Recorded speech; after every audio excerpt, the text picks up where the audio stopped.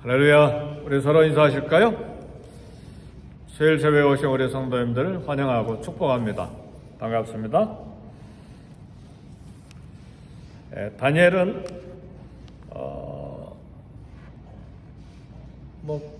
우리 믿음의 좋은 본이 된 위대한 믿음의 사람 중에 한 사람이죠. 다니엘, 엘리야, 노아 다 유명한 분들이죠. 근데 다니엘을 보니까 하나님에 대한 그 신실함과 충성됨이 있는데, 다니엘의 신앙 중에 하나가, 특징 중에 하나가 기도인 것 같아요.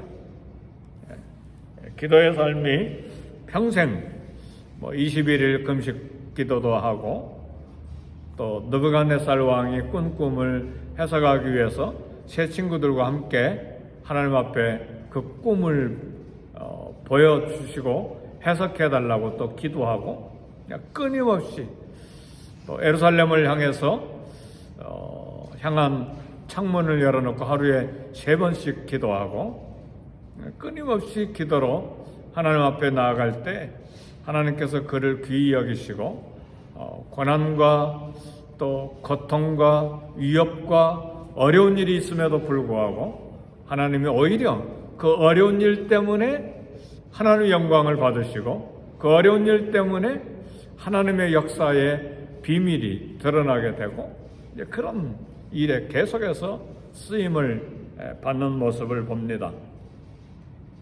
다니엘이 꿈 해석의 은사가 있었는데, 은사가 있다고 저절로 꿈이 해석된 것이 아니고 계속 기도했어요.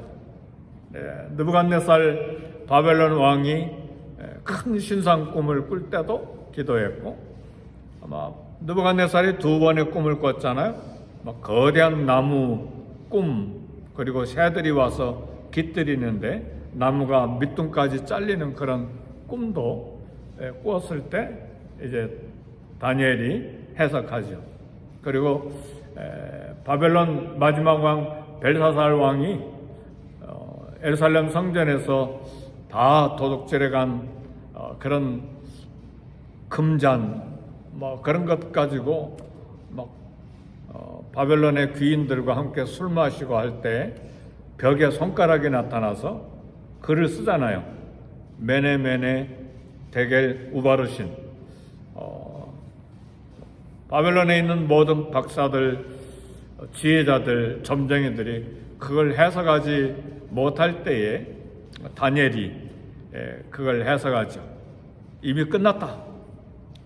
왕과 나라를 저울에 달아보니까 부족함이 보였다. 그래서 이 바벨론은 메대와 페르시아 2나라에 나눠지게 될 것이다. 바벨론은 끝났다.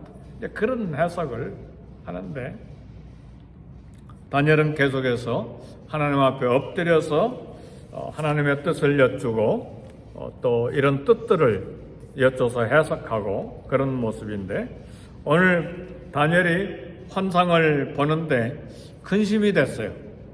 번민이 됐어요. 굉장한 바다에서 올라오는 4짐승의 큰 짐승의 환상을 보고, 오늘 15절에 보니까 나 다니엘이 중심에 근심하며 내 머릿속의 환상이 나를 번민하게 한지라 그랬어요.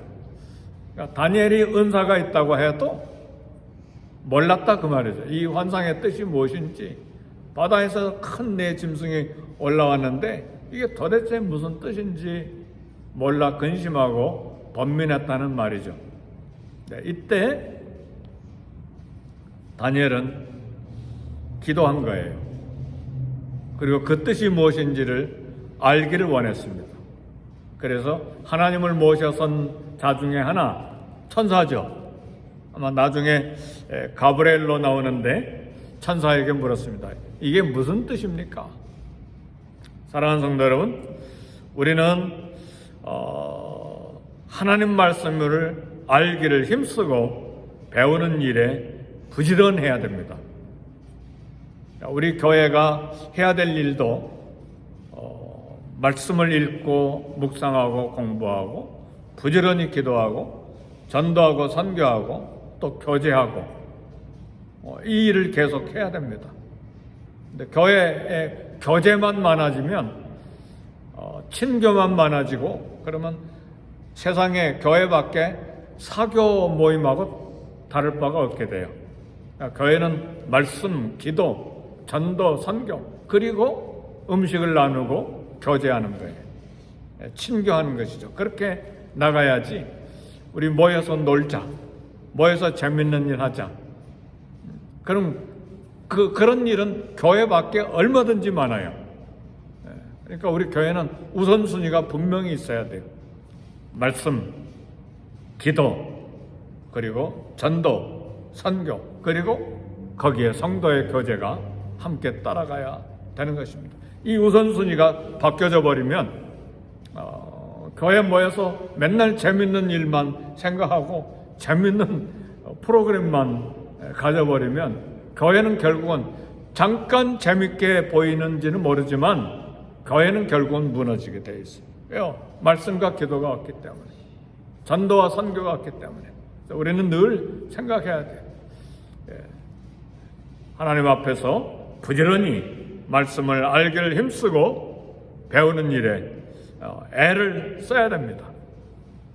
시편 1편에 보면 말씀을 주야로 묵상하는 자가 복이 있다 그랬습니다.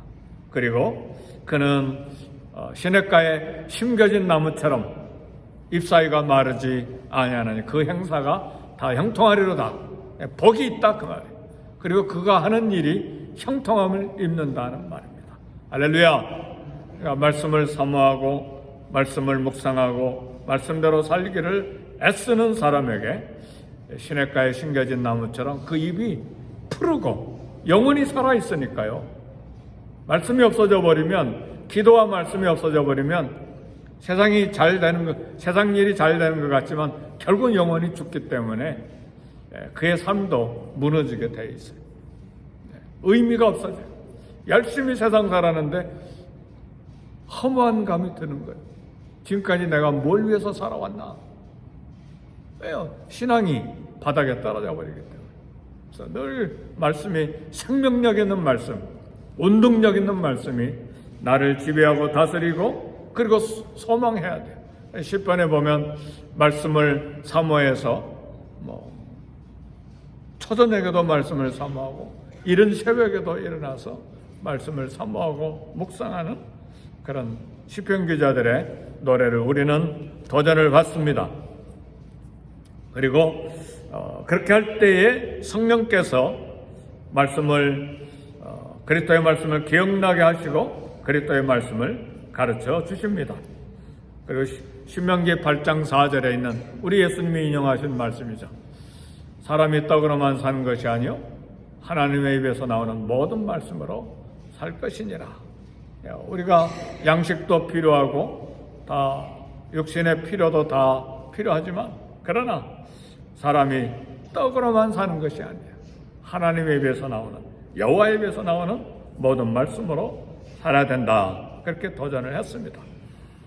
근데 다니엘이 이제 하나님을 모셔선 사람, 한 사람에게 천사죠. 이제 그 환상을 좀 해석해 달라고 부탁했는데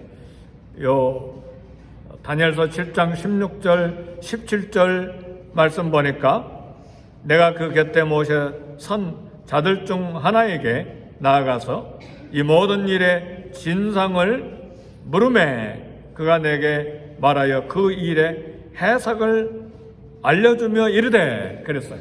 해석을 알려줬다 그 말이죠.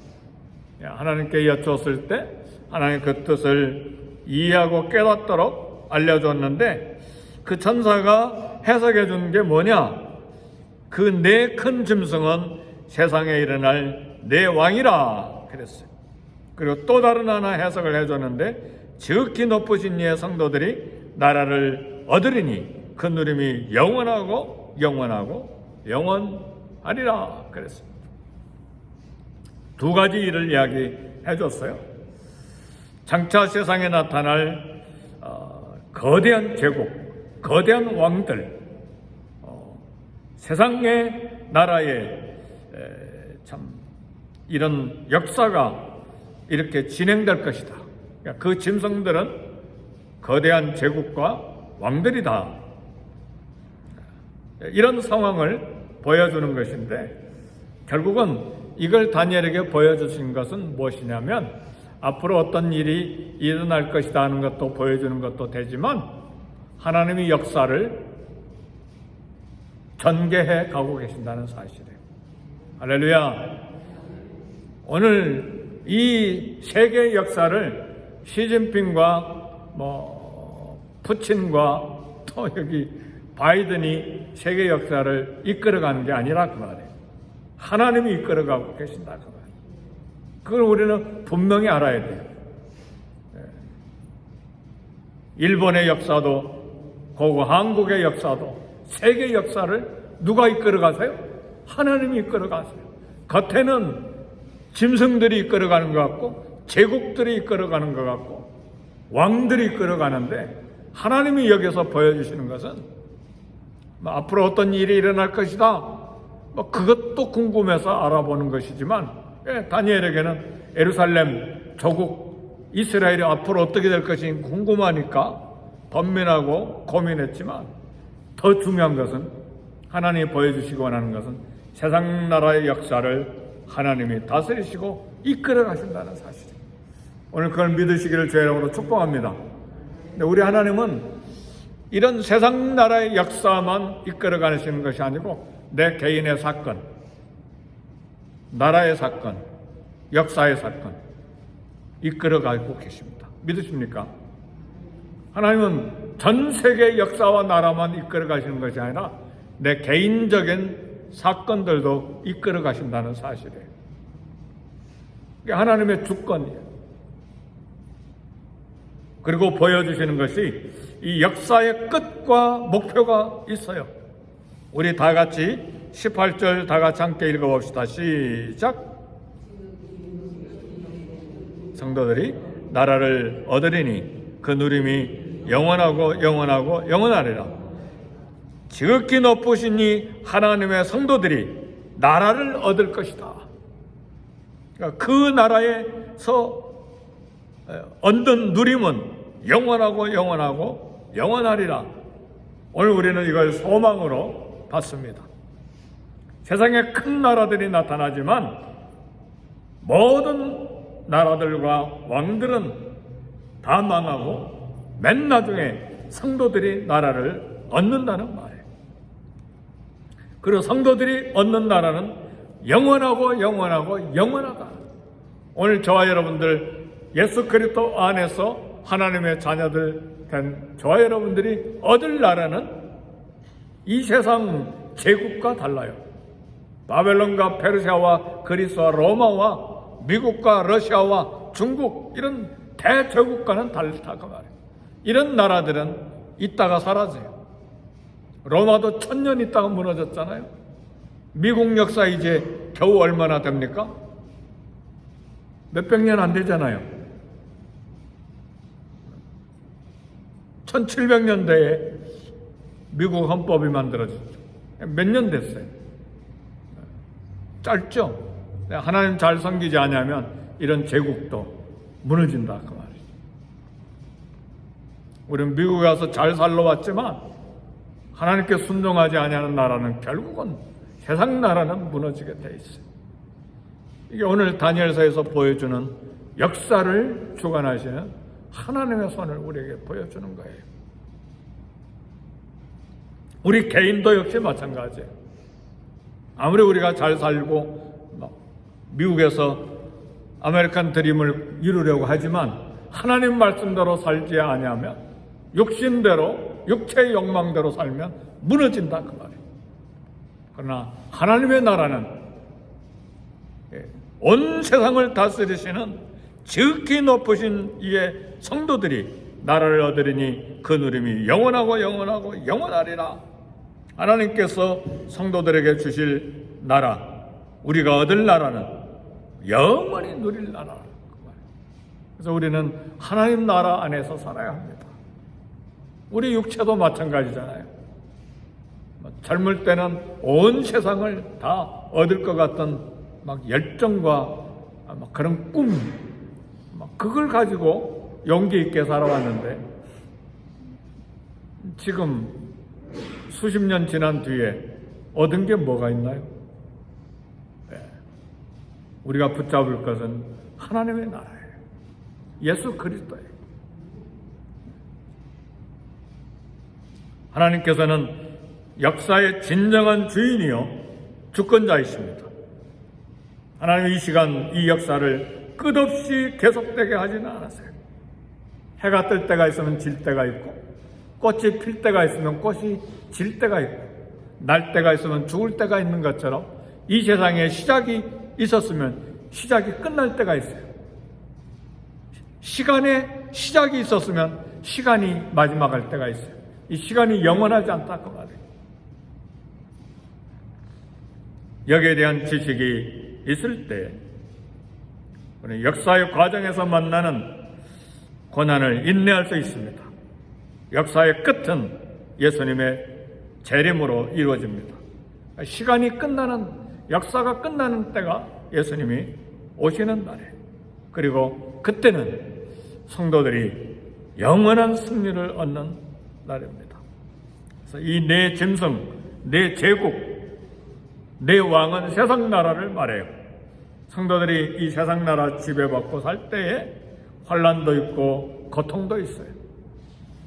한 주권자가 욕심부리니까 어제 신문 보니까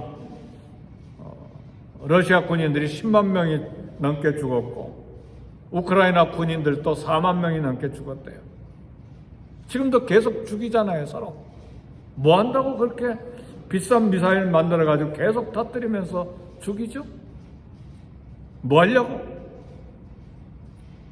이게 인간의 욕심이잖아요. 타락한 탐욕이잖아요. 그 거대한 땅을 가지고 있는 러시아가 또 뭐하게 그렇게 땅을 차지하려고 하죠? 그게 인간의 욕심이에요.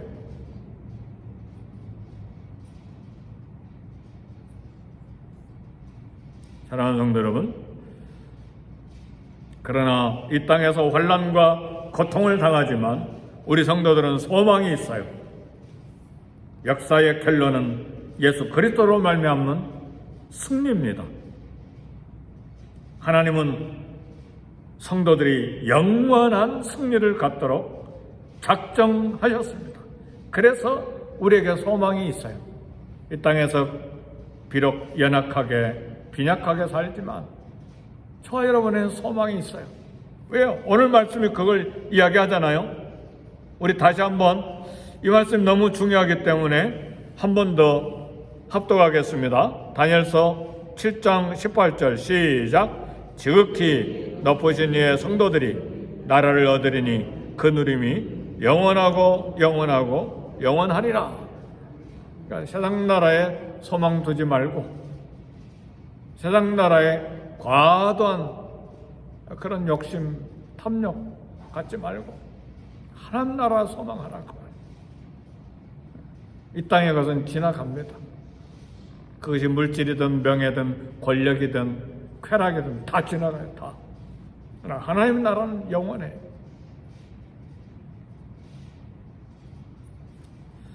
놀라운 것은 우리가 결론적으로 알아야 될 것은 모든 성도들이 이 영원한 승리, 영원한 나라를 갖도록 작정하셨다는 사실.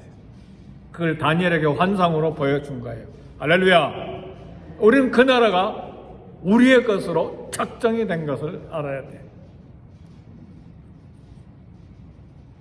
주 예수를 믿으라. 그리하면 너와 내 집이 구원을 얻으리라. 하나님의 나라가 저와 여러분에게 작정된 것입니다. 영원한 승리자로 작정하신 거예요. 그래서 이 일을 위해서 우리 주님은 말씀하셨어요.